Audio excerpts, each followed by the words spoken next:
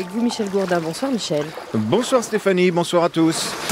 Ils étaient 18 au départ de Dakar, 16 hommes et 2 femmes, 18 courageux engagés dans une course qui consistait à traverser l'Atlantique à la rame. Ils étaient à bord d'une barque de 8 mètres avec un tout petit habitacle et des avirons comme seul moyen de propulsion. Le vainqueur de cette course est un Espagnol, Antonio de la Rosa, en a terminé en 64 jours. Richard Perret, lui, a pris la 4e place, une petite journée derrière. Il nous raconte ce soir son quotidien et ses souvenirs de bord. Richard Perret.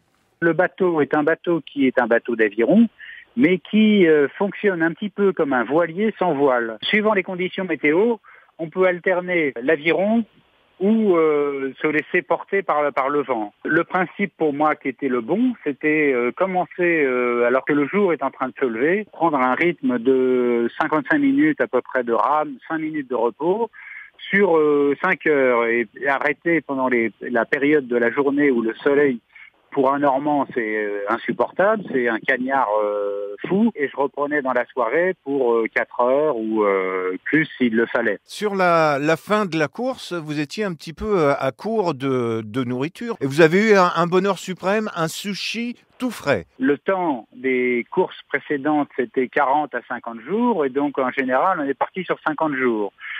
Alors c'est vrai que moi, j'avais quand même emmené une canne à pêche. Ça m'est arrivé de pêcher, mais c'est vrai aussi que dans cette zone de l'Atlantique, les poissons volants sont très courants et on en trouve régulièrement sur le pont le matin. Moi, j'avais emmené tout ce qu'il fallait pour faire des sushis en prévision de la pêche.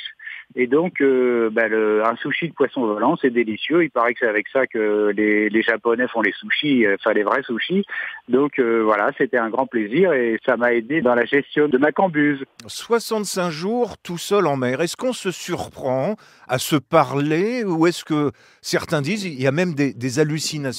Alors les hallucinations, ça, on en a tous, parce qu'il y a des bruits. Et donc, régulièrement, on se dit, tiens, on dirait une voix. Il y a d'autres rameurs qui ont eu cette impression, qui sont montés sur le pont pour voir si effectivement il y avait quelqu'un. Quelle a été la plus belle rencontre tout au long de cette aventure? Le bateau se déplace très lentement et il y a tout un univers qui se crée sous le bateau, avec différentes variétés de poissons. Et c'est pour ça que j'ai appelé ça la petite caravane rose. Le moment pour moi le plus magique, j'étais en train de ramer, et puis tout d'un coup, à 1 mètre à peu près du bout de mon aviron, j'ai vu un globicéphale. Et tout d'un coup, j'ai réalisé que j'étais entouré par tout un groupe de globicéphales. Et donc, je me suis arrêté de ramer. Il y avait même une mère et son petit qui étaient tout proches. Et donc, ça c'est ma plus belle rencontre. Et qui était le plus surpris? Je crois qu'eux ne se sont pas posé de questions. C'est quand même moi. Richard Perret, donc 4e de cette traversée de l'Atlantique à la rame. Et pour info, un globicéphale, c'est un grand dauphin ou peut-être une petite baleine, on ne sait pas très bien, mais qui a en tout cas une grosse bosse sur le front. Ce soir, ils sont encore 9 en mer et 4 concurrents seulement ont abandonné tout au long de cette aventure.